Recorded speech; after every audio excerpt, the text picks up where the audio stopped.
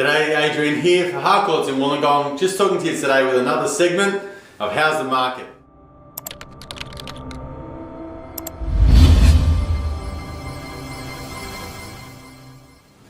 Okay, so here we are. We're almost at the end of August, a bit late this month actually, with the How's the Market vid.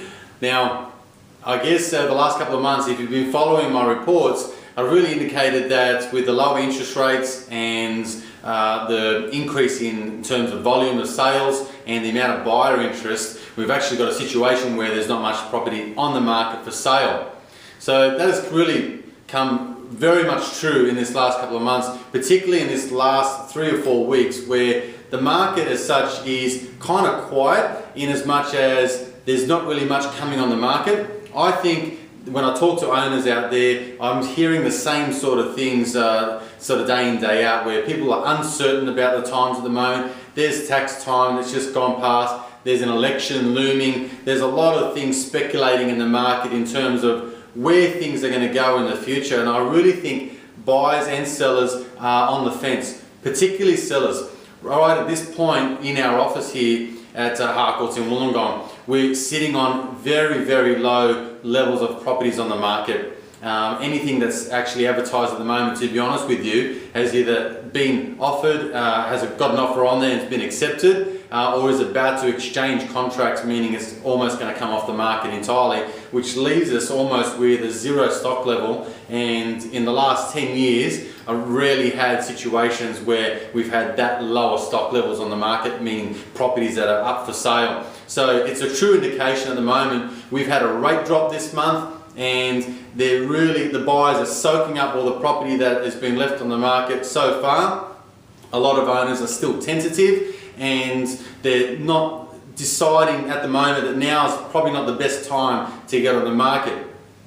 Conversely, I guess, look, as an agent, you'd probably advise owners at the moment, without sounding too much like a typical salesperson, the opportune time would be to get on the market when there's no competition, right? So if you are thinking of selling, I really think it's a great time to sell. There's a lot of buyer interest out there at the moment. With interest rates being so low, money is quite cheap, meaning you can actually buy a property, and I've got tenants at the moment who are moving and exiting out of properties simply because it's now more affordable to buy a property. The rent level that they're paying at the moment is almost matching the monthly repayments that it would cost to buy a home.